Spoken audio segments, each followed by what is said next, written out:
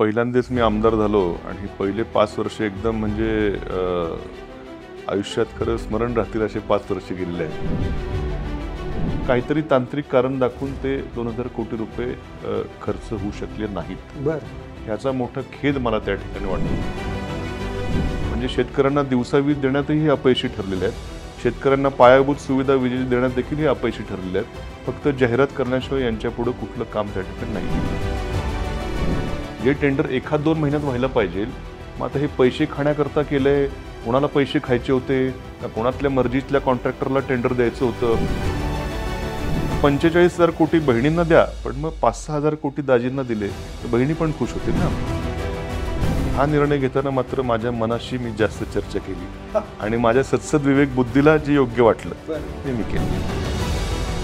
विरोधी पक्षात खरं मी देवेंद्र फडणवीसांचं त्या बाबतीमध्ये मला पहिल्यापासून आमदार व्हायच्या आधीपासून त्यांचं वक्तृत्वाचं त्यांचं ह्याचं मी बघायचं होतं. मला तर खरं कधी कधी नगराध्यक्ष म्हणून जे माझी कारकीर्द झाली ती अजूनही मला आमदारपेक्षा ती कारकीर्द जास्त मला आवडते.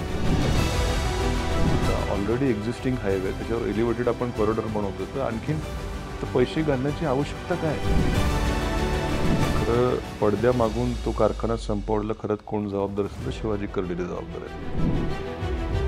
आपण आता निवडून येणार नाही याची कदाचित खात्री पटल्यामुळे जरा मानसिक संतुलन बिघडलं असावं म्हणून कुणी काहीतरी सांगितलं की लगेच त्याच्यावरती बोलायचं. शिवाजी कर्डिले असताना देखील मी निहाळायचं की या व्यक्तीमध्ये काय चांगले गुण आहेत. ते चांगले गुण शोधण्याकरता मला खूप जास्त प्रयत्न करावा लागायचा, हा भाग वेगळा. नमस्ते, मी योगेश कुटे. लेट्सअप चर्चामध्ये तुम्हा सर्वांचं पुन्हा एकदा स्वागत. आज आपल्यासोबत आहेत नगरमधले एक धुरंधर नेते, राज्याचे माजी ऊर्जा राज्यमंत्री माननीय प्राजक्त तनपुरे. तनपुरेजी, तुमचं लेट्सअपमध्ये खूप खूप स्वागत. नमस्कार.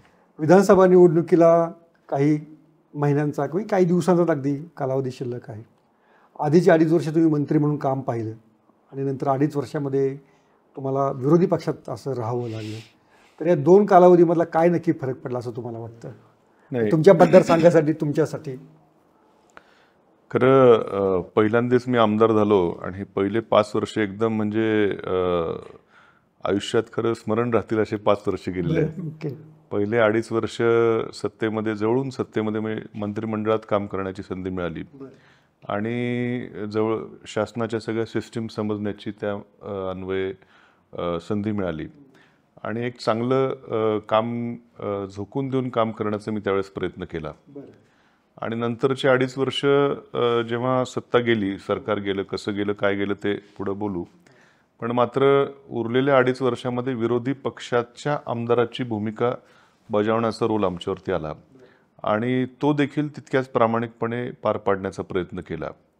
लोकांचे काय मुद्दे असतील, लोकांचे प्रश्न असतील, लोकांच्या भावना असतील, या विधानसभेमध्ये असतील, रस्त्यावर असतील, न्यायालयात असतील, सगळीकडं या जनभावना सरकारपर्यंत नेण्याचा, त्या अनुषंगाने सरकारची धोरणं बदलण्याचा एक प्रामाणिक प्रयत्न पुढच्या 2.5 वर्षात देखील केला. ओके, पण कोणता काळ चांगला वाटतो?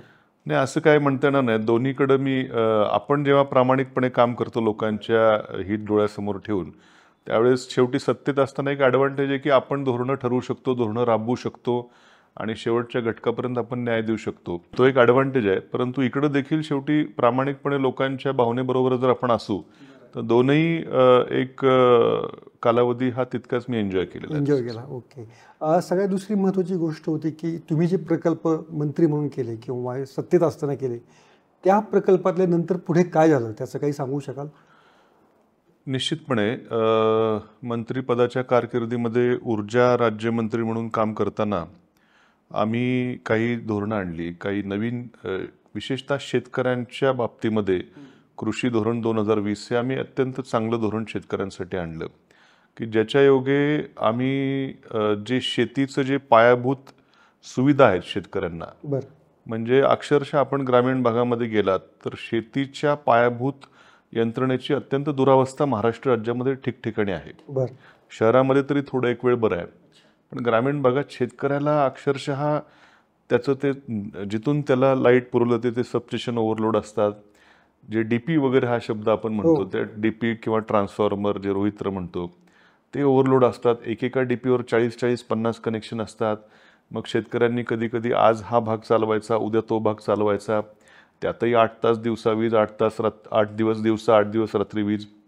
आणि हे सगळं अक्षरशः पायाभूत सुविधा एकदम कोलॅप्स झाल्यासारखी यंत्रणा होती. आणि म्हणून त्यावर तोडगा काढण्यासाठी म्हणून कृषी धोरण 2020 मध्ये आम्ही ॲग्रिकल्चर कंटिंजन्सी फंड म्हणून आणला. आणि त्या फंडच्या माध्यमातून गावागावामध्ये ट्रान्सफॉर्मर असतील, त्या ट्रान्सफॉर्मरला सबस्टेशनपासून निघणारे फीडर्स असतील, किंवा सबस्टेशनची कॅपॅसिटी वाढवणं असेल, किंवा नवीन सबस्टेशन करणं असेल, ही एक मोठी स्कीम आम्ही त्यावेळेस आणली. आणि खूप कामं देखील या स्कीमच्या माध्यमातून झाले, राज्यभर झाले. माझ्या मतदारसंघात तर मी अक्षरशः 300-400 ट्रान्सफॉर्मर या माध्यमातून देऊ शकलो, नवीन सबस्टेशन कित्येक देऊ शकलो. आणि शेतकऱ्याला वीज पुरवताना कमीत कमी ती विनाव्यत्यय चांगल्या दर्जाने पुरवली जावी, यावर आमचं ते ACF किंवा कृषी धोरण 2020 होतं.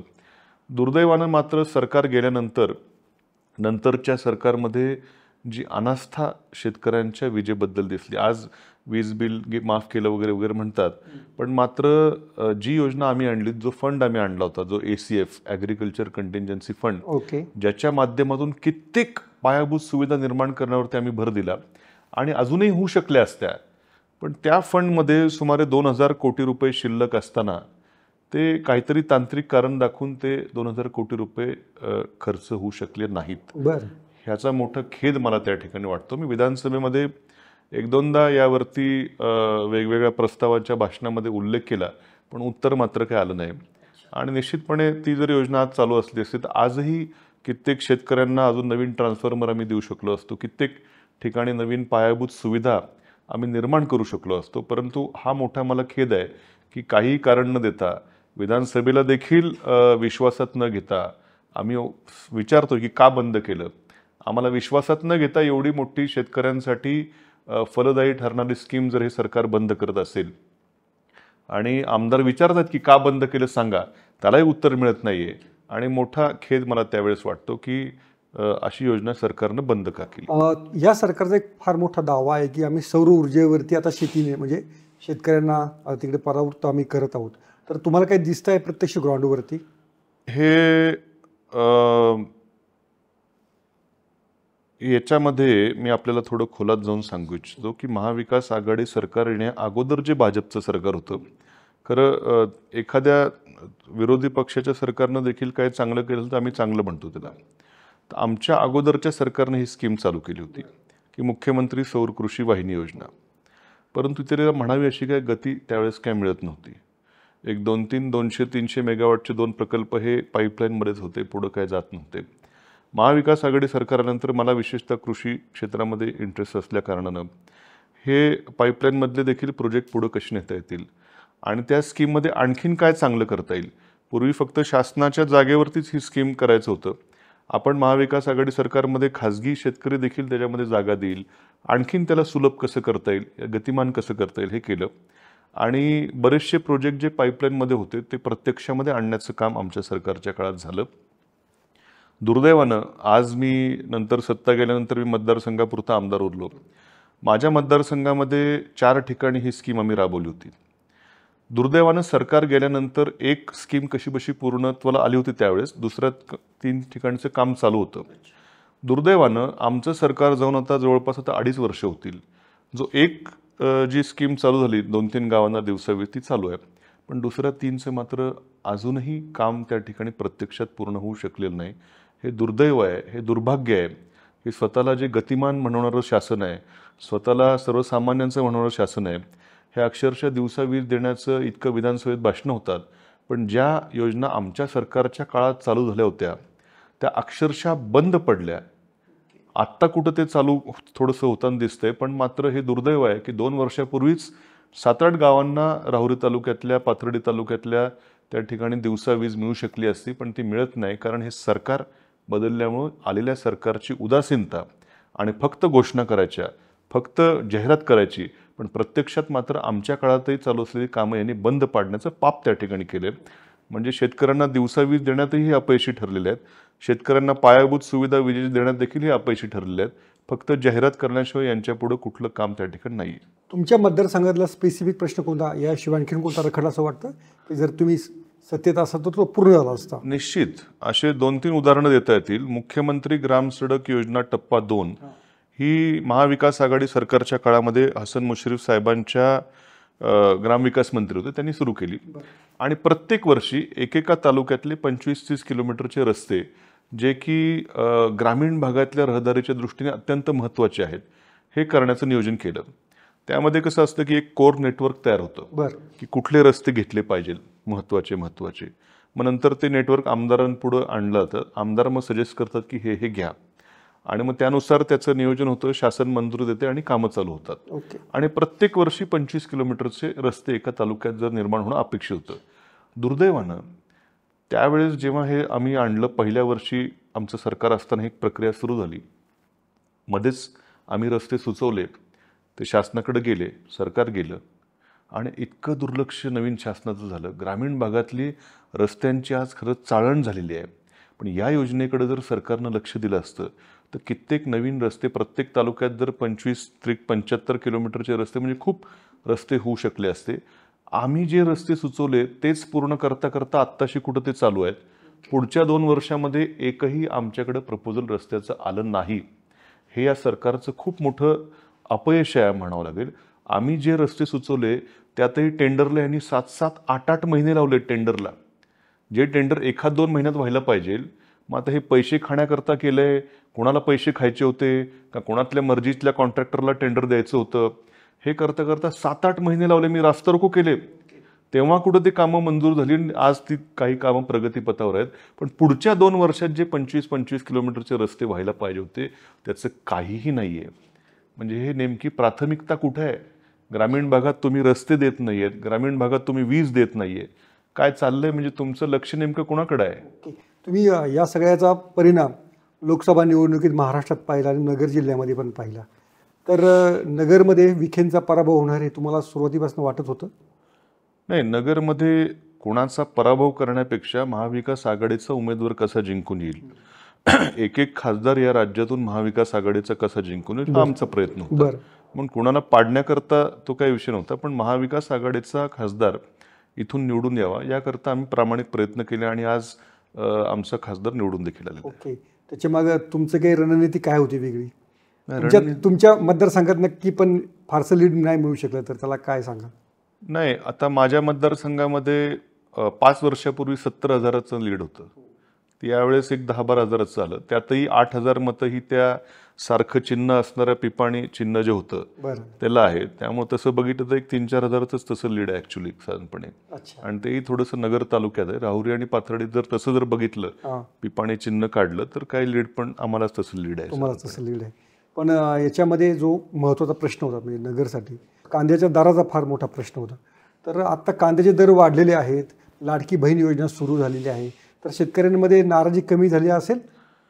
हे बघा, कांद्याची निर्यात बंदी का केली हा आजही खरं मोठा प्रश्न शेतकऱ्यापुढे आहे. त्यावेळेस जो शेतकरी भरडला गेला कांद्याचे भाव पडलेले असताना त्याला असं आपण न्याय देऊ शकणार नाही ना. आज ठीक आहे, आज भाव चांगले आहेत. आजही दुधाच्या अनुदानाची कित्येक शेतकरी वाट बघतायत. आजही राज्य सरकार म्हणतं की दुधाचे दर वाढवायचे आहेत, पण केंद्र सरकार दुधाची बुकटी जी पावडर आहे ती आयात करायचं धोरण घेते. आजही कित्येक तेल बियांचे जे काय असतात त्यांचं देखील आयात चालू आहे. आणि म्हणून हे राज्य सरकार एका बाजूने बोलतंय, केंद्र सरकार मात्र परत आयात शेतमालाचे आयात त्या ठिकाणी चालू आहे. म्हणजे नेमकं कुणाचं काय चालू आहे, कुणाचं काय चालू आहे हे समजायला मार्ग नाही. आणि दुधाचे अनुदान आणखीन देखील कित्येक शेतकऱ्यांचे पेंडिंग आहेत. ओके. लाडकी बहीण योजनेचा या सरकारला असं फार मोठा दावा करत आहे, मोठमोठे प्रोग्राम घेत आहे, एक वातावरण निर्मिती करण्याचा महायुतीचा प्रयत्न आहे. तर तुम्हाला काय वाटतं, तुमचं असेसमेंट काय लाडकी बहीण? नाही, लाडकी बहीण योजना आमच्या बहिणींना न्याय देण्याकरता असेल तर त्याच्यामध्ये काय कोणी आमच्या सरकारने त्याच्यावरती काय टीका केलेली नाही. पण ती आणखीन इतक्या घाईघाईमध्ये फक्त निवडणुकीच्या तोंडावर आणण्यापेक्षा आणखीन विचारपूर्वक आणली असती असं आमच्या नेत्यांचं देखील म्हणणं आहे. आणि लाडकी बहीण योजनेला कोणाचा विरोध असण्याचं कारण नाही. पण मात्र ते एवढे मोठे पैसे म्हणजे एका खात्याला 45,000 कोटीचं बजेट हे मी माझ्या 5 वर्षात तरी पहिल्यांदाच बघितलं आहे. त्याच्याबद्दलही आमचं काही दुमत नाही. पण मग एवढे पैसे जर आपण खर्च करण्याची जर राज्य सरकारचं बजेट असेल तर मग आज जर आपण एक 5-6 हजार कोटी रुपये जर राज्य सरकारने जर गुंतवले तर आजच्या आज आमच्या राज्यातल्या सर्व शेतकऱ्यांना म्हणजे लाडक्या आमच्या दाजींना दिवसा वीज मिळू शकते. दिवसा वीज का देत नाहीत सध्या? हे जे मुख्यमंत्री सौर कृषी वाहिनीसारखे प्रोजेक्ट आणून थोड्या थोड्या टप्प्यात आहे, पण एका झटक्यात, कारण दिवसाची वीज ही महाग असते, महावितरण कंपनीला त्याला जास्त खर्च येतो, म्हणून ती रात्रीची स्वस्त वीज घेऊन ती देतात. पण थोडेफार पैसे जर खर्च केले लाडक्या दाजींकरता, एक 5-6 हजार कोटी किंवा त्याच्याहूनही कमी लागतील कदाचित, तर आज सगळे लाडके दाजी रात्रीचे बिबट्याच्या, वन्य प्राण्यांच्या भीतीमध्ये शेतात पाणी जायला पेक्षा दिवसात सगळे जाऊ शकतात. आणि मग जर 45,000 कोटी बहिणींना द्या, पण मग 5-6 हजार कोटी दाजींना दिले तर बहिणी पण खुश होतील ना. मुख्यमंत्री ग्रामसडक योजना, त्यालाही काही पैसे नाहीत. आज आमचे लाडके दाजी बिचारे मोटरसायकलवरती मणका ग्रामीण भागातल्या रस्त्यांची चाळण झालेली आहे. बरोबर. कित्येक त्या ठिकाणी दुधाच्या कॅन घेऊनही डेअरीवर गावापर्यंत येता येत नाही. मग हे जर मुख्यमंत्री ग्रामसडक योजनेला हे जर पैसे दिले असते तर थोडे फार, तर तिथेही आमचा दाजी खुश झाला असता तिथं पण. अशी कित्येक उदाहरणं मी सांगेल की अक्षरशः पीक विमा आहे. पीक विमा मागचा खरीप हंगाम 2023च्या पीक विम्याचे पैसे आता 1 वर्ष झालं अजून मिळालेले नाहीत. मला जी माहिती मिळाली त्यामध्ये असं आहे की राज्य सरकारने त्या पीक विमा कंपनीला काहीतरी 2-1 हजार कोटी रुपये देणं आहे. त्यांना तोटा झाला तर तोटा भरून द्यायची राज्य सरकार नवीन त्या ह्याच्यामध्ये आहे. पण ते पैसे न दिल्यामुळे राज्य सरकारने पीक विम्याचे पैसे खाली येत नाहीत. म्हणजे 1 वर्ष झालेलं आहे. आणि विधानसभेमध्ये कृषी मंत्र्यांचं भाषण मी माझ्या कानाने ऐकलं. ते बोलले की जर का पीक विम्याचे पैसे लवकर वेळेत मिळाले पाहिजे, वेळेत जर नाही मिळाले तर त्याला व्याज लावण्याची देखील तरतूद आहे. मग आमच्या लाडक्या दाजीचं मागच्या वर्षी दुष्काळामध्ये जो होरपळला आहे त्याला जर हे पैसे पीक विम्याचे जर वेळेत 2,000 कोटीच फक्त द्यायचे सरकारला, मग एवढा वेळ का सरकार घेतंय? एवढा वेळ सरकार घेतंय का? पीक विम्याचे पैसे आले तर निश्चितपणे तुमच्या 1,500 रुपयापेक्षा ती जास्त पैसे शेतकऱ्याच्या पदरात पडतील, आमच्या बहिणी खुश होतील, सगळेच खुश होतील. पण तिथं मात्र सरकार बॅकफुटवर आहे. थोडक्यात सगळ्याच खात्यांचे पैसे हे थांबवून एका खात्याकडे वर्ग आपण करतोय. कित्येक कामा राज्यात थांबले, कित्येक कॉन्ट्रॅक्टरांची बिलं देखील द्यायला सरकारकडे पैसे नाही आहेत. अक्षरशः 100 रुपये कॉन्ट्रॅक्टरनी मागितले तर 10 रुपये मिळत आहेत. म्हणजे राज्याची नेमकी आर्थिक परिस्थिती काय आहे? आपण बहिणींना पैसे द्या, पण मात्र इतरही सगळ्या गोष्टी त्याबरोबर चालल्या पाहिजेत. अक्षरशः जिल्हा परिषदेच्या शाळांमध्ये आमच्या आज अशी परिस्थिती आहे की 2 वर्ग आहेत, 2 वर्ग मिळून 1 शिक्षक आहे. 21व्या शतकामध्ये खरं आज या गोष्टीवरती जास्त भर देण्याची सरकारची प्राथमिकता पाहिजे की पहिली आणि दुसरीचा वर्ग एकत्रित भरतो आणि एकच शिक्षक शिकवतात. म्हणजे हा किती विरोधाभास आहे. शहरामध्ये मोठ्या मोठ्या शाळांमध्ये अशी काही लाखोनी फी घेणाऱ्या शाळा आहेत जिथं की 20 मुलं असतात आणि 2 शिक्षक शिकवतात. आणि या ग्रामीण महाराष्ट्राची दुरावस्था आहे की 2 इयत्ता एकत्र करून 1 शिक्षक शिकवतो आणि 3री-4थीला 1 शिक्षक असतो. ह्या 2 शिक्षक असतात. एकाला मग काहीतरी परत इलेक्शन ड्युटी लागते, तालुक्याच्या ठिकाणी जावं लागतं. इतकी दुरावस्था आहे. तर इथं जर अजून असे जर हजारो कोटी रुपये इकडे जर दिले असते, शिक्षक भरती झाली असती आणखीन, तर ह्या लहान वयातच आमच्या लाडक्या बहिणी जास्त त्या ठिकाणी शिक्षण चांगलं घेऊन चांगल्या पदावरती भविष्यात काम करतील. या पायाभूत गोष्टींकडे सरकारचं कुठंतरी दुर्लक्ष होतंय. सरकारी पैसे जे टॅक्स पेअरचे पैसे आहेत हे कुठं गेले पाहिजे? तर हे शिक्षणासारख्या मूलभूत सुविधांकडे गेले पाहिजे. हे वीज, रस्ते, आरोग्य या बाबींकडे हे पैसे खरं प्राथमिकतेने गेले पाहिजे. ही आमची त्या ठिकाणी भावना आहे. आणि सर्वात महत्त्वाचं म्हणजे लाडकी बहीण आमची सुरक्षित त्या ठिकाणी पाहिजे. आपण बदलापूरच्या घटनेच्या वेळेस खरं या महाराष्ट्राने बघितलेलं आहे की शिक्षण संस्था अमुक एखाद्या विचाराची होती म्हणून पोलिसांनी अक्षरशः 12-12 तास गुन्हा दाखल करायला देखील टाळाटाळ केलेली आहे. मग इथं जर अशा 3.5 वर्षाच्या आमच्या एखाद्या लहान मुलीची ही अवस्था असेल, त्या शाळेत तिच्यावर अत्याचार होत असतील आणि पोलीस लवकर गुन्हा दाखल करून घेत नसतील, तर नेमकी प्राथमिकता आम्ही कशाला देतोय? मुलींची सुरक्षितता जास्त महत्त्वाची का ही लाडकी बहीण योजना जास्त महत्त्वाची आहे? याच्यावर देखील विचार झाला पाहिजे. तुम्ही मगाशी विधिमंडळातला मुद्दा काढला. विधिमंडळामध्ये तुमचं एक भाषण बरंच सध्या सोशल मीडियामध्ये ट्रेंडिंग होतं की तुम्ही अजितदादा म्हणतात, तुम्ही म्हणालेत की तुमचं लक्ष नाही, आम्ही निधी मागतोय पण सरकार याकडे लक्ष देत नाही. अजितदादा त्याच्यावर म्हणाल की माझं प्राजक्तावर लक्ष आहे, पण प्राजक्ताचं लक्ष माझ्याकडे नसून जयंत पाटलांवरती जास्त लक्ष आहे. तर काय नक्की तुमचं लक्ष जयंतदादा मामा म्हणून असणारच, पण नक्की अजितदादांना असं का वाटलं असावं? नाही, तसं नव्हतं. काय झालं त्या दिवशी मी नेमकं कुठल्या तरी प्रस्तावावरती भाषण चालू होतं. शेतकऱ्यांच्या भावना अत्यंत पोट तिडकीने मी मांडत होतो आणि योगायोगाने मुख्यमंत्री पण तिथं बसले होते. नॉर्मली प्रस्तावाच्या चर्चेत मुख्यमंत्री नाही बसत शक्यतो, कुणा विरोधी पक्ष नेत्याचं भाषण असेल वगैरे तरच बसतात.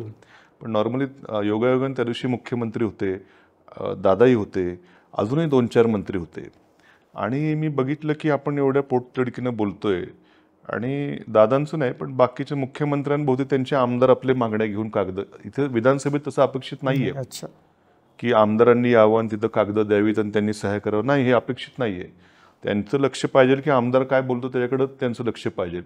पण अक्षरशः दुर्लक्ष करून ते त्यांचे आमदारांना निधी वाटण्यामध्ये मशगूल होते. दादांबद्दल मी बोललो नाही म्हणून मी म्हटलं की सरकारचं आम्ही एवढ्या पोटतिडकीने बोलतोय, लक्ष तरी आहे का हे. आणि वास्तव आहे ते.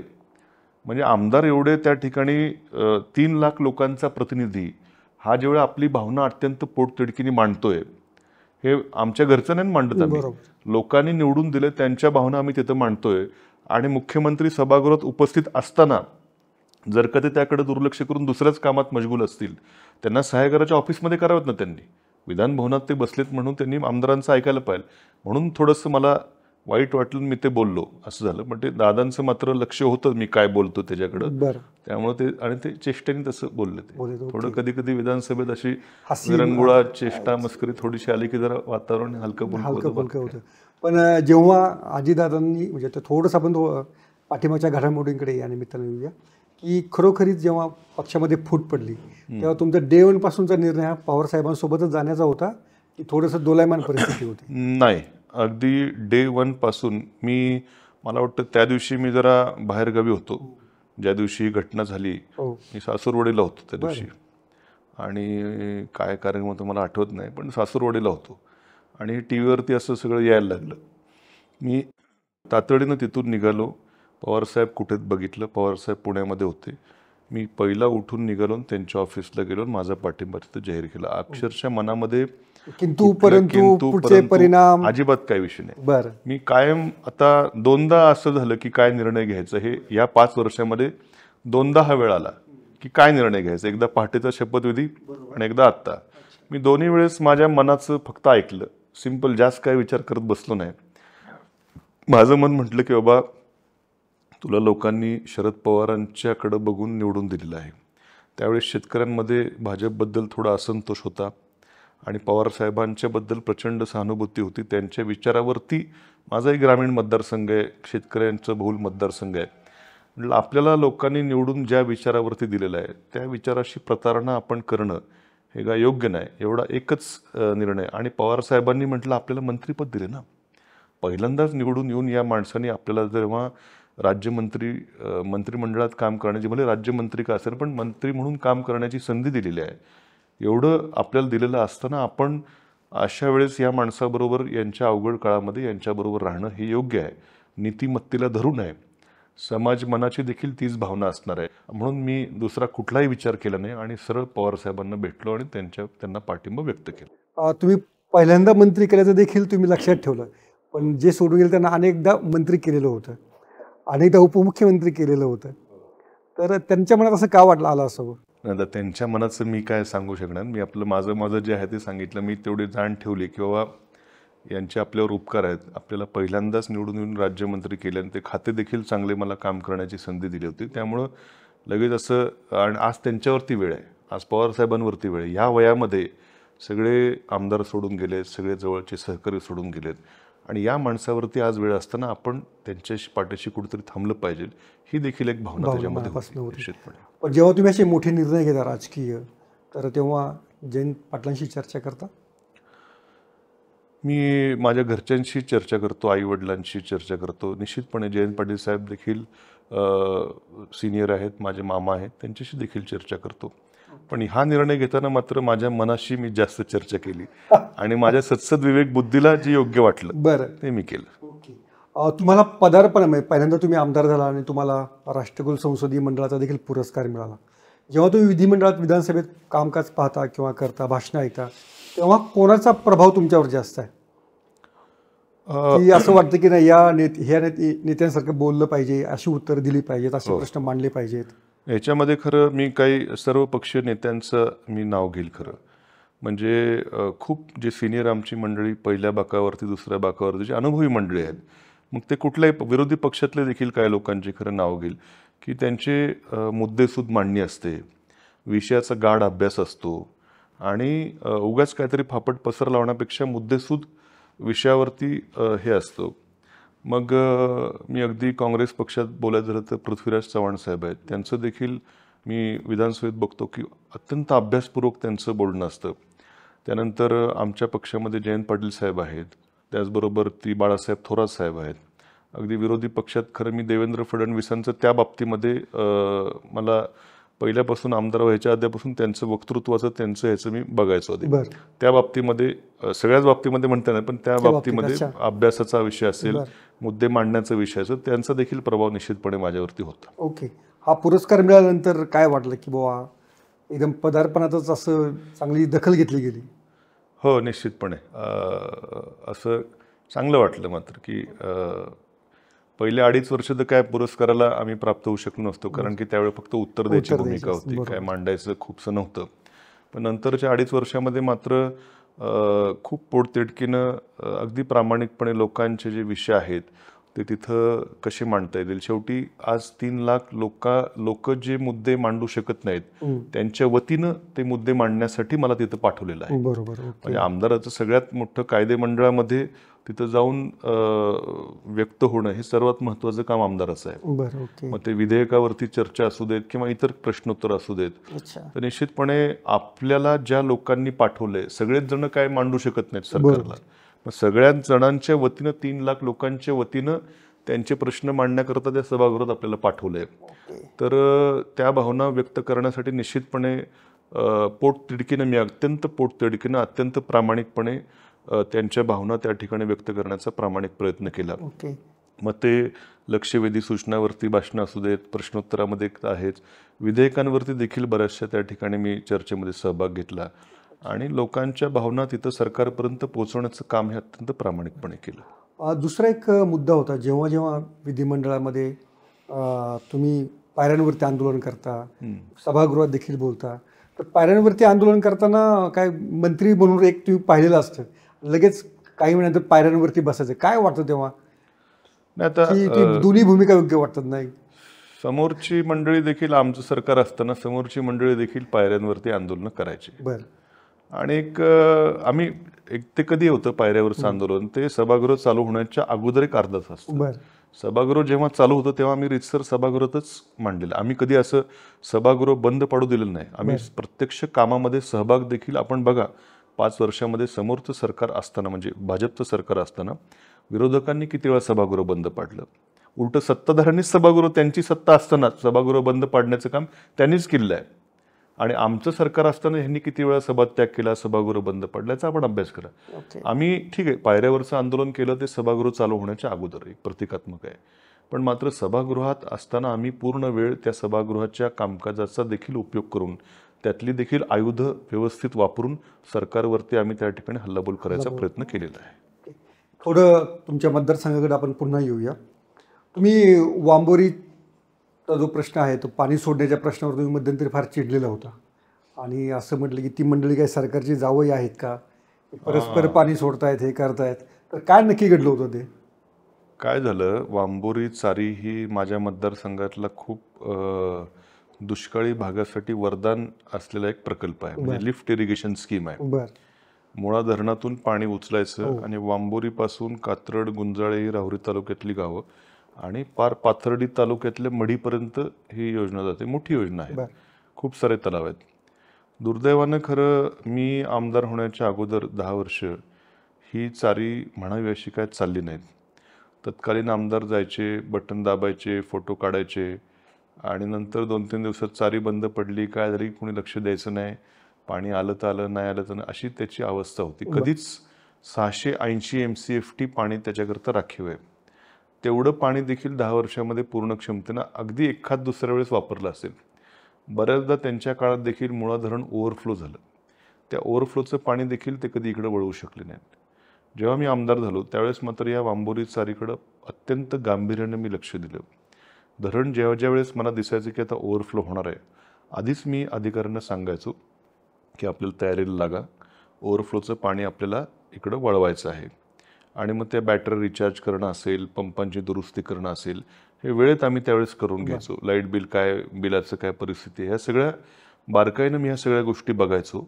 आणि ज्या वेळेस मुळा धरण ओव्हरफ्लो झालं, ते ओव्हरफ्लोचं पाणी आम्ही पाथर्डी तालुक्यातल्या दुष्काळी भागांना देऊ शकलो, याचा मला आनंद आहे. मी कधी बटन दाबायला कधी गेलो नाही.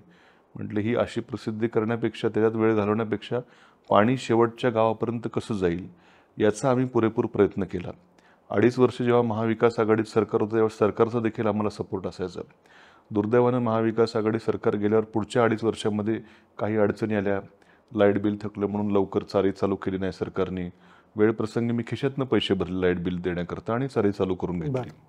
आणि माझा उद्देश एकच असायचा की हे जो दुष्काळी भाग आहे, विशेषतः पाथर्डी तालुक्यातला असेल किंवा अगदी वांबोरीचा देखील भाग आहे, इथं पाणी हे मुबलकपणे पोचलं पाहिजे, चांगल्या पद्धतीने पोचलं पाहिजे, ह्याचा वारंवार आम्ही प्रयत्न केला. मी मगाशी म्हटल्याप्रमाणे लाईट बिल देखील मी काही वेळा खिशातून काय भरलेलं आहे, पण मी कधी बटन दाबायला जा, हे करा, ह्याच्यामध्ये खूपसं स्वारस्य मी कधी दाखवलं नाही. यंदा मात्र जे पदावरती नसलेल्या व्यक्तींनी जाणं, तिथं बटन दाबणं, का तर फक्त ते भाजपची लोक आहेत, हे बरोबर नाही ना सर. ती कोणीच बटन दाबायला माझाही आग्रह नाही की काय, पण सरकारी यंत्रणेनं आपलं ते चालू करावं, लोकांना पाणी पोचलं पाहिजे. पण मात्र अशी काही मंडळी जी कुठल्या पदावर देखील नाहीत, एखाद्या आमदारांनी दाबलं असतं, एखाद्या खासदारांनी दाबलं असतं, मंत्र्यांनी दाबलं असतं बटन जाऊन, तरी काय वाटलं नसतं. मी तर कधी मी त्या भानगडीत पडलोच नाही. पण मात्र एखाद्या माजी आमदाराच्या कुणाच तरी मुलानं यावं किंवा आणखीन कुणी यावं, ज्याचा कुठल्या पदाशी काय संबंध नाही, फक्त तो भारतीय जनता पक्षामध्ये आहे म्हणून त्यांनी यावं आणि अधिकाऱ्यांनी देखील त्याच्याबरोबर यावं आणि त्यांनी बटन दाबावं, याच्यापेक्षा काय पोरखेळ आहे काय? ज्यांनी कोणी बटन दाबलं त्यांचं ह्या चारीकरता योगदान काय आहे? त्यांना माहिती तरी आहे का की किती तळे आहेत, ते कसे भरले जातात? दुर्दैवानं त्यावेळेस ती 3 मोटर त्याच्यामध्ये असतात. 3री मोटर नादुरुस्त होती. खरं ती दुरुस्त झाली तर शेवटपर्यंत पाणी जातं. ती नादुरुस्त असताना फक्त एक दाखवण्याची घाई आहे आणि म्हणून तो असा कार्यक्रम पार पडला. म्हणून मी म्हटलं हे काय शासनाचे जावं आहेत का? म्हटलं हे बटन दाबायला तुम्ही ह्यांना बोलवता, ज्यांचं त्या चारीशी काहीच योगदान नाही, ज्यांना काहीच त्याचा अभ्यास नाही, ज्यांना ते पाणी पोचलं की नाही याच्याशी काही घेणं देणं कधी नव्हतं काय, फक्त बटन दाबायचे हौस होतं. आज त्यांची पुढची पिढी येऊन जर का जी कशातच काही नाहीत आणि बटन दाबायचं हे करतायत आणि शासकीय अधिकारी तिथं उपस्थित आहेत, म्हणून म्हटलं हे काय शासनाचे जावं आहेत का की जे बटन दाबतायत? आणि माझा प्रयत्न मात्र त्यावेळेला असा होता की 3ऱ्या मोटरचं कसं काम करता येईल. मी बैठका घेतल्या की ती 3री मोटर लवकर चालू करा, काय लागलं तर आमच्या कारखान्याची वाटल्यास तर काही मदत करतो. ठेकेदाराशी मी बोललो, बाबा म्हटलं तुझं बिल जर नाही मिळतं परत सरकार आमचंच येणार आहे, बिल देखील काढून द्यायची व्यवस्था करू, पण काम कर. इतक्या बारकाईनं तळमळ त्या वांबोरी चारीविषयी मला आहे. आणि मी काय असं कधी दाखवायला गेलो नाही, पण मात्र नको ती मंडळी येऊन तिथं असं फार्स करतात म्हणून मी आपलं बोलून गेलो. ओके, अच्छा. तुमच्या मतदारसंघामधलं जी 3 तालुके एक सगळा मतदारसंघ जमलेला आहे, असं कधी होतं का नाही पाथर्डीकडे थोडं दुर्लक्ष, राहुरी तुमचा मूळ तालुका असल्यामुळे राहुरीकडे जास्त लक्ष किंवा नगरमध्ये थोडंसं दुर्लक्ष, असं कधी होतं? नाही, असं कधी होत नाही. ऍक्च्युली खरं हे ग्रामीण भागातल्या आमदारांसाठी हे खूप चॅलेंजिंग आहे की एवढं मोठं कार्यक्षेत्र मतदाराचं विस्तारलेला मतदारसंघ आहे. म्हणजे एका टोकावरून दुसऱ्या टोकाला जायचं तर 150-150 किलोमीटर प्रवास करूनही जावं लागतं कधी कधी. तरी देखील राहुरीतले प्रश्न वेगळे आहेत, पाथर्डीचे वेगळे आहेत, नगरमधले वेगळे आहेत. त्या भागातल्या लोकांना न्याय द्यायचा माझा प्रामाणिकपणे प्रयत्न असतो. शेवटी आज मी आमदार या 3ही तालुक्यातल्या लोकांचा आहे, त्यामुळं राहुरीतले विषय असतील तर राहुरीतले त्या पद्धतीने असतात, तिकडचे पाथर्डीतले विषय वेगळे असतात, नगरचे विषय वेगळे असतात, पण प्रत्येक विषयाला त्या पद्धतीने योग्य न्याय द्यायचा माझा प्रयत्न असतो. तुम्ही अमेरिकेत शिकायला होता आणि BE वगैरे सगळं तुम्ही केलं, पण राजकारण द्यायचं असं बाळकडून ठरलेलंच होतं की काय? म्हणजे काय नक्की कारण घडलं की नाही आता हा वारसा आपल्याला जो मोठा मिळाला आहे तो पुढे चालवायचा? नाही, मी अमेरिकेत शिकायला होतो ते फक्त 1-2-3 वर्ष होतो. म्हणजे ग्रॅज्युएशन झाल्यानंतर पोस्ट ग्रॅज्युएशन करण्याकरता. पण त्याच्या आधी मी माझं प्राथमिक शिक्षण हे नगरपालिकेच्या शाळेत झालेलं आहे. राहुरी नगरपालिका नूतन मराठी शाळा नंबर 1. तिथं आम्ही 1ली ते 4थी शिक्षण तिथं झालेलं आहे. 4थी नंतर आमच्याकडे राहुरी शहरात 2 ऑप्शन असायचे. एक जरा हुशार मुलांचं होतं ते विद्या मंदिर म्हणून होतं त्या काळात, बरं. आणि दुसरं आमचं जी डॉक्टर तनपुरे साखर कारखाना आहे हो. त्या कारखान्याच्या संस्थेची शाळा प्रगती विद्यालय म्हणून होतं. तर आमचे वडील त्या कारखान्यात तेव्हा चेअरमन होते आणि त्यांनी मला त्याच शाळेत टाकलं. ओके, कारखान्याच्या शाळेत टाकलं. हां, ती म्हणजे परिस्थितीने जे चांगले मुलं असायचे, श्रीमंत थोडं वर्ग, तो विद्या मंदिरमध्ये जायचा. बरं. आणि बाकी आम्ही मात्र मी त्यामुळे प्राथमिक शिक्षण नगरपालिकेत आणि माध्यमिक शिक्षण देखील कारखान्याच्या शिक्षण संस्थेच्या शाळेत माझं झालेलं आहे. असं अमेरिकेला म्हणजे मी काय पहिल्यापासून अमेरिकेला नव्हतो, त्यामुळे हे लहानपणापासून सगळं सगळ्या गोष्टी, लोकांचे प्रश्न, घरात असलेलं सगळं वातावरण हे मी जवळून बघितलं असल्या कारणानं ते मलाच कळलं नाही मी कधी इकडे ओढलं गेलो काय. ओके. आणि पण राहुरीमध्ये नगराध्यक्षपदाची निवडणूक लढवायचा हा निर्णय तुम्ही घेतला की घरच्यांनी सांगितलं की आता लढलं पाहिजे आपल्याला? नाही, मीच घेतला निर्णय. बरं. नगराध्यक्ष पदाचा निर्णय जेव्हा जनतेतून नगराध्यक्ष होणार होता, म्हणजे पूर्ण साधारणपणे 30,000 मतांचं गाव आहे. हो. आणि मोठं गाव आहे, म्हणजे एक जिल्हा परिषद गट एवढं, तर ते मी स्वतःच निर्णय घेतला की आपण एक बघू काय होतं, आजमावून बघू आपण. अच्छा. पण तिथं अशी कोणती कामं झाली की त्याचा तुम्हाला आजही आनंद वाटतो तुमच्या नगराध्यक्षपदाचा? मला तर खरं कधी कधी नगराध्यक्ष म्हणून जे माझी कारकीर्द झाली बरं. ती अजूनही मला आमदारपेक्षा ती कारकीर्द जास्त मला आवडते खरं. बरं. कारण कार्यक्षेत्र जरा मर्यादित होतं, एका गावापुरतं होतं. आम्ही अक्षरशः रोज एकेका वॉर्डात सगळे अधिकारी घेऊन आम्ही जायचो. लोकांच्या काय समस्या आहेत, काय अडचणी, फील्डवरती स्वतः जायचो मी. CO नगरपालिकेचे अधिकारी, पाणी पुरवठ्याचे वगैरे सगळे घेऊन जायचो. आणि त्यावेळेस लोकांमध्ये जाण्याचं योग आला. शहरातल्या प्रत्येक गल्ली बोळामध्ये जाऊन तिथल्या लोकांचे काय समस्या आहेत, काय विषय आहेत याच्यावरती तोडगा काढायचा त्यामुळे संधी आली. आणि गावागावात शेवटच्या माणसापर्यंत मी पोहोचू शकलो त्या निमित्तानं. आणि एक शेवटी आपल्या गावचा माणूस आहे हे मला राहुरी शहरातल्या लोकांनी विधानसभेला मला खूप भरभरून प्रेम दिलं. माझंही तेवढंच प्रेम आहे. शेवटी गावचा माणूस असला की एक वेगळं फिलिंग असतं. आणि राहुरी शहर, माझं बालपण सगळं राहुरी शहरात गेलं असल्यामुळं एक राहुरी शहराबद्दल एक वेगळं भावनिक नातं कुठेतरी आहे. आणि राहुरी शहरातल्या लोकांनी देखील मला खूप प्रेम विधानसभेमध्ये केलं. आणि मी देखील सुदैवानं नगर विकास खात्याचा राज्यमंत्री झालो. त्यामुळे राहुरी शहरातले देखील खूप विकास कामं, जे मला नगराध्यक्ष असताना काही मर्यादा होत्या की सरकार विरोधातलं होतं, सरकार पैसे द्यायचं नाही. पण मात्र जेव्हा मीच सरकारमध्ये आलो त्यावेळी राहुरी शहरासाठी खूप निधी आणून शहराचा चेहरा मोहरा बदलण्याचं एक काम करायचा प्रयत्न केला. एक जॉगिंग ट्रॅक असावा असं आमचं नगराध्यक्ष असल्यापासून एक स्वप्न होतं. म्हणजे तिथं एक इरिगेशनची एक चारी आहे, ती चारी आम्ही बुजवली आणि त्याच्यावरती एक सुंदर जॉगिंग ट्रॅकचं काम आता जवळपास पूर्णत्वाला आलेलं. आपण आला तर एकदा बघा. मी गॅरंटेड सांगतो, नगर जिल्ह्यामध्ये एवढं सुंदर नसेल एवढा सुंदर जॉगिंग ट्रॅक विशेषतः वृद्ध महिलांसाठी त्या ठिकाणी आम्ही बनवलेलं आहे. काम थोडंसं अजून पेंडिंग आहे पण जवळपास पूर्ण होईल. खूप मोठं काम, सुंदर काम त्या ठिकाणी झालेलं आहे. आता आजही कधी मी पाहणी करायला गेलो की लोक भेटतात आणि खूप आनंद व्यक्त करतात. एक स्विमिंग पूलचं देखील आम्ही राहुरी शहरामध्ये उभारणी चालू आहे. सुरुवातीला मी काही निधी आणला, नंतर असं कळालं की हा बंदिस्त करता येणार नाही एवढ्या पैशात. मी म्हटलं बंदिस्त असेल तर महिला, आमच्या माता भगिनी देखील सुरक्षितरित्या तिथं असं घेऊ शकतील, त्याचा लाभ घेऊ शकतील. मग आणखी निधी आणला आणि तो बंदिस्त जलतरण तलाव आम्ही त्या ठिकाणी केला. त्याचंही काम आता चालू आहे. बऱ्याचदा लोक म्हणायचे की शहराला वेस नाही. जुनी एकदा वेस होती ती इमारत बांधताना नगरपालिकेची पाडण्यात गेली. आम्ही एक नाही तर 3 आता नवीन कामाने त्या ठिकाणी केलं. आपण बघा, एक तुळजाभवानीचं मंदिर आहे, त्याची पालखी जी जाते ती राहुरीतनं बनते म्हणून माहेरघर म्हणतात. मध्ये एक तुळजाभवानीचं नावाने एक कमान केलेली आहे.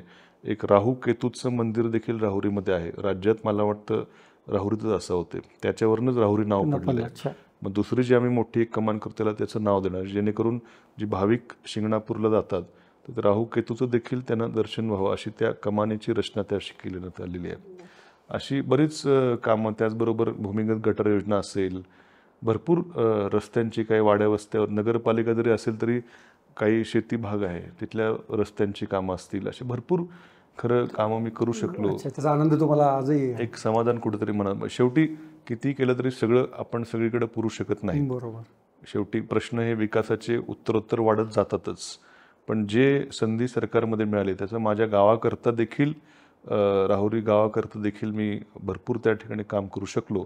अजून जर खरं 2.5 वर्ष संधी मिळाली असते तर आणखीन खरं काय परत होऊ शकलं असतं, पण मिळेल भविष्यात परत. तुमच्यावरती आईचा प्रभाव जास्त का वडिलांचा प्रभाव जास्त आहे? असं काय मी असं कधी विचार केला नाही खरं काय. बरं. दोघांचाही प्रभाव आहे, असं काय नाही, दोघांचाही व्यवस्थित प्रभाव आहे. अच्छा. रोजच्या डायनिंग टेबलवरती काय तुमची चर्चा असते? डायनिंग टेबलवर नाही काय आमची जास्त राजकारणावर वगैरे काय चर्चा होत नाही. बरं. जनरल चर्चा होत असते घरगुतीच. तेवढाच वेळ असतो ना, त्याच्यामुळे त्याच्यावर काय राजकीय चर्चा खूपशी काय होत नाही. पण वडील काहीतरी सांगत असेल ना, जुन्या आठवणी किंवा काय त्यांचा एवढा प्रदीर्घ अनुभव आहे, आईचाही अनुभव आहे. तर पण राजकीय चर्चा शक्यतो घरी होत नाही तेवढं, डायनिंग टेबलवर तर मुळीच नाही. मुळीच होत नाही. अरे नगर जिल्ह्यातला प्रत्येक माणूस हा म्हणजे राजकीय दृष्टी इतका सजग असतो की जेवताना मित्रमंडळीमध्ये तनपुरींचं काय होणार, विखेंचं काय होणार, अशा मोठमोठ्या गप्पा मारत असतो. तुमच्याविषयी जे गप्पा मारतात तुम्हाला मात्र त्याच्यामध्ये म्हणजे राजकारणाविषयी असा गप्पांमध्ये फारसा इंटरेस्ट नाही का, मग असं म्हणता येईल का? नाही, आता तो घराचा वेळ हा थोडा कुटुंबासाठी पण द्यायला पाहिजे ना, म्हणून त्यावेळेस नाही होत, पण अदरवाईज होतात. अच्छा. तुम्ही जेव्हा राहुरीचा किंवा तुमच्या मतदारसंघाचा विचार करता, पुढचं तुमचं डोक्यामध्ये काय आहे की काय तुम्हाला महत्त्वाची कामं मार्गी लावायची आहेत? नाही, निश्चितपणे एक शेतीबहुल असणारा मतदारसंघ आहे आणि ग्रामीण भाग जास्त येतो आणि विविधतेने मी तर म्हणेन नटलेला मतदारसंघ आहे. म्हणजे शहरी भाग आहे, राहुरी शहर आहे, नगर शहरालगत काही ग्रामीण भाग जर असतो तो शहरामध्येच जवळपास मोडतो. नागरदेवळे, वडारवाडी, भिंगारचा काही भाग तिथं. त्याचबरोबर राहुरीमध्ये धरणाच्या बाजूला आदिवासी पट्टा देखील आहे. इकडं पाथर्डीकडं बघितलं तर आपण दुष्काळी भाग आहे, म्हणजे मराठवाड्याशी साधर्म्य सांगू शकेल असा भाग आहे. त्यामुळं मोठं सामाजिक भौगोलिक परिस्थिती ही सगळीकडे वेगवेगळी आहे, त्यामुळे मोठं चॅलेंजिंग मतदारसंघ आहे तसं मी म्हणेल. परंतु मात्र भविष्यात मी सांगितल्याप्रमाणे आता वीज मंत्री असताना जे काही विजेचे विषय होते, तर मात्र सर्व आमच्या शेतकऱ्यांना दिवसा वीज उपलब्ध झाली पाहिजे या मताचा मी आहे. त्याचबरोबर खरं वन्य प्राण्यांचा खूप मोठी सध्या समस्या, जो विशेषतः ऊसाचा बेल्ट आहे, प्रचंड मोठी बिबट्यांची संख्या वाढलेली आहे. ते खरं केंद्र सरकारचं खरं काम आहे. केंद्र सरकारने त्यांच्या कायद्यामध्ये काही बदल करून त्यांच्या वाढत्या संख्येवर कुठेतरी आता निर्बंध आला पाहिजे. तो देखील एक मोठा विषय खरं आहे. शेतीच्या मी मगाशी सांगितल्याप्रमाणे जो इन्फ्रास्ट्रक्चर शेतीसाठीचं आहे ते देखील खरं कुठेतरी बदललं गेलं पाहिजे. आणि शेतमालाला भाव मिळण्याकरता त्याच्यावरती काही प्रक्रिया करणारे उद्योग हे देखील मतदारसंघात आले पाहिजे, की जेणेकरून शेतमालाला देखील चांगला भाव मिळण्याकरता मदत होईल आणि रोजगार निर्मिती देखील त्या ठिकाणी होऊ शकेल. आणि आता नवीन चेन्नई सुरत हायवे मतदारसंघातून जाणार आहे, त्या अनुषंगाने देखील स्ट्रॅटेजिक लोकेशन राहुरी असणार आहे. म्हणून आणखीन काही प्रकल्प त्या अनुषंगाने जेव्हा हा मार्ग पूर्ण होईल त्यावेळी काही प्रकल्प इथे येतील का, हा देखील खरं विचार भविष्यामध्ये करण्याची आवश्यकता आहे. तुम्ही एका रस्त्याला विरोध केला की मला वाटतं औरंगाबादला जो जाणारा रस्ता होता त्या रस्त्याच्या भूसंपादनाला तुम्ही विरोध केला होता, त्याचं काय नक्की कारण होतं? नाही, आता काय आहे, पुण्याहून नगरहून छत्रपती संभाजीनगर आणि बीड वाटतं असा प्रस्तावित तो हायवे. ठीक आहे, पुणे ते शिरूर गर्दी असते, मी समजू शकतो, आज खूप वेळ लागतो. तिथं आम्ही ऑलरेडी चर्चा ऐकतो की एलिव्हेटेड रोड होणार आहे. त्या एलिव्हेटेड रोड जर झाला तर लोकांची शेती जमीन संपादित करण्याची गरज राहणार नाही. पुढं रस्ता आज छत्रपती नगर ते छत्रपती संभाजीनगर आज मोकळा रस्ता आहे. आपण ट्रॅफिक अशी काय खूप ट्रॅफिक आहे आणि खूप ट्रॅफिक जॅम होते असंही काही परिस्थिती नाही ना. आज माझ्या मतदारसंघात ते सुरत चेन्नई जो रस्ता आहे त्याची कित्येक शेतकऱ्यांची ओरड आहे की आम्हाला मोबदला व्यवस्थित मिळालेला नाही आहे.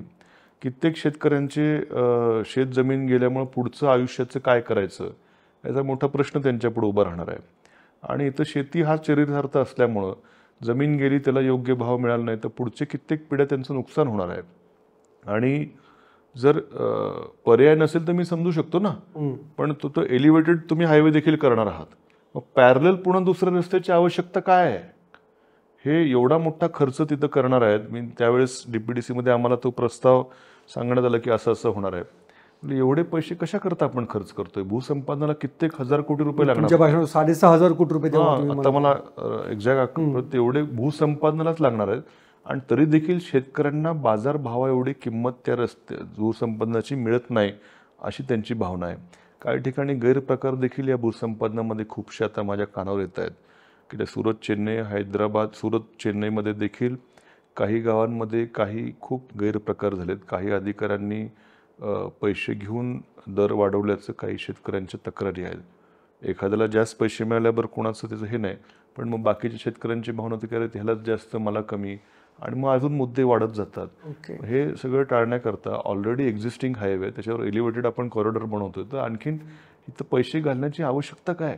मगाशी मी सांगितल्याप्रमाणे जिथं गरज आहे तिथं पैसे द्या ना, शिक्षणाला द्या, आरोग्याला द्या, विजेला द्या.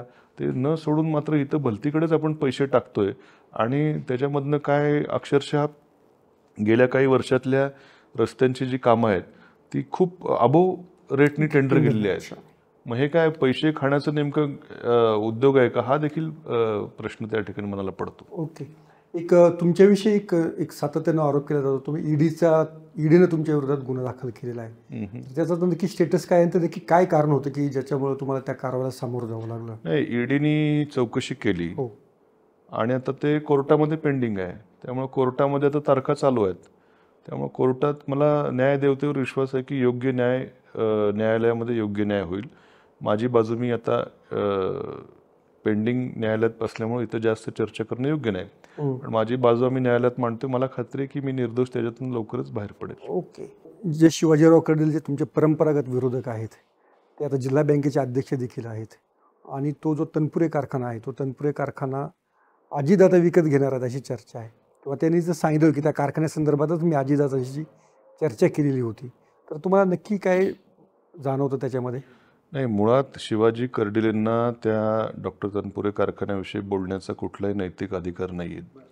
त्या बँकेच्या आडून त्यांनी जे राजकारण, दुर्दैवी राजकारण या राहुरी तालुक्याशी केलेलं आहे. खरं पडद्यामागून तो कारखाना संपवण्याला खरंच कोण जबाबदार असेल तर शिवाजी कर्डिले जबाबदार आहेत. मोठा आरोप करतात. हो, मोठा आरोप आहे हा. अक्षरशः इतका मोठा आरोप आहे की आमच्या विरोधकांच्या ताब्यात जेव्हा कारखाना असायचा त्यावेळेस मात्र नियम डावलून तुम्ही त्यांना कर्ज द्यायचे. कारखाना आमच्याकडे आलं की मात्र कर्ज तुम्ही दिलं नाहीत. म्हणजे जाणीवपूर्वक अडवणूक सभासदांची तुम्ही केली. आज आपण बघितलं नियम अक्षरशः कित्येक कारखान्यांना नियम डावलून कर्ज चालू आहेत. मग त्यावेळेस फक्त आमची बॉडी कारखान्यावरती होती म्हणून पैसे तुम्ही उपलब्ध करून दिले नाहीत.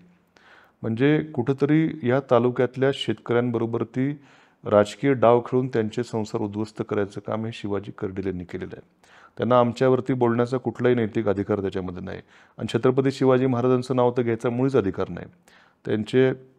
त्यांनी काल परवा बालिश आरोप असा केला की कारखान्याचं नाव आम्ही शिवाजी महाराजांचं नाव बदललं आणि माझ्या आजोबांचं दिलं, असा हास्यास्पद बालिश आरोप शिवाजी कर्डिलेंसारख्या एवढा 4-5 वेळेस ते आमदार राहिलेला माणूस आहे, एवढा वयस्कर माणूस आहे.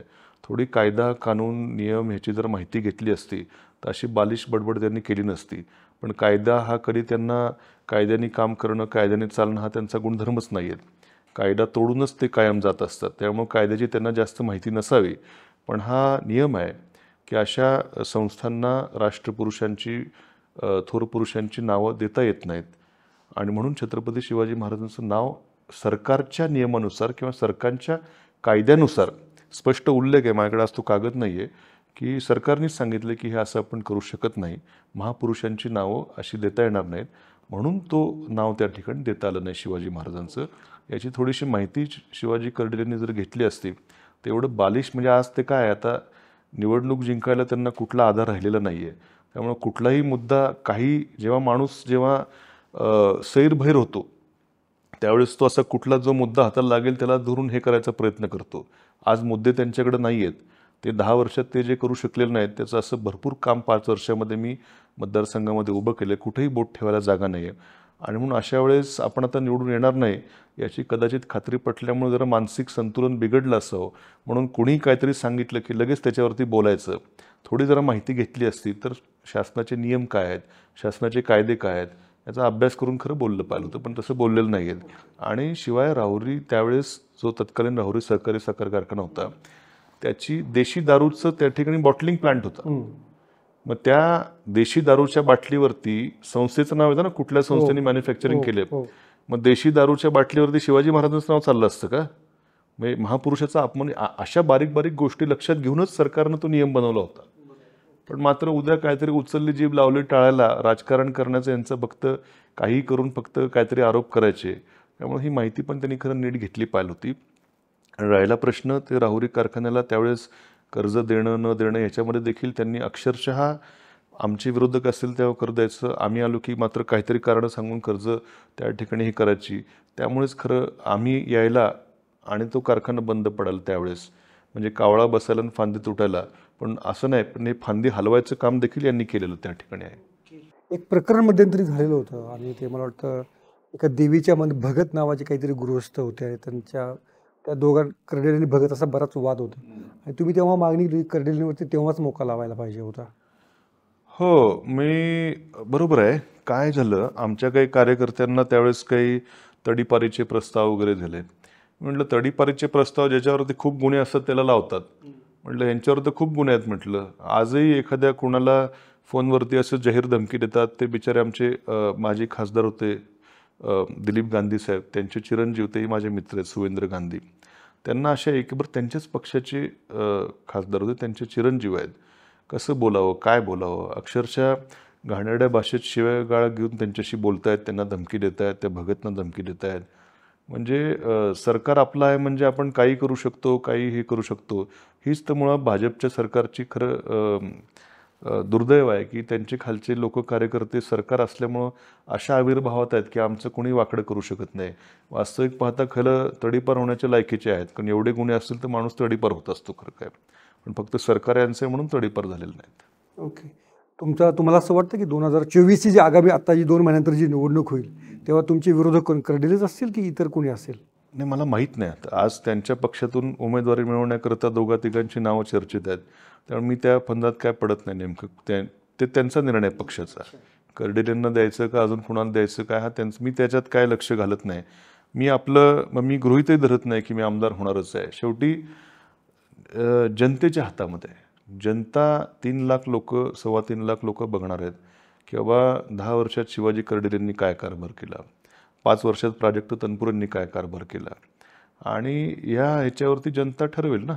त्यामुळं मी आज काय कॉमेंट करणं की मी आमदार होईलच, एवढ्या मताने होईल तेवढ्या मताने, मी असं कधी गृहीत धरत नाहीत. मी आपल्या जमिनीवरती पाय ठेवून चालणारा कार्यकर्ता आहे. त्यामुळं मी प्रामाणिकपणे माझी 5 वर्ष 2.5 वर्षात सत्तेत असताना मतदारसंघातल्या जनतेला पुरेपूर न्याय द्यायचा, दिवस रात्र पळून न्याय द्यायचा प्रामाणिक प्रयत्न केला. नंतर माझ्याकडे सत्ता नव्हती, म्हणजे सरकार आमच्या पक्षाचं नव्हतं. कामं करताना निश्चितपणे अडचणी आल्या. माझ्या कामांवरती सरकारनं स्थगित्या आणल्या. नंतर जाणून बुजून माझ्या मतदारसंघात निधी दिला नाही. पण तरी देखील विरोधी पक्षाचा आमदार म्हणून जनतेच्या भावनांना वाट मोकळी करून देण्याचं काम या रस्त्यावर असेल, विधान भवनात असेल, केलेलं आहे.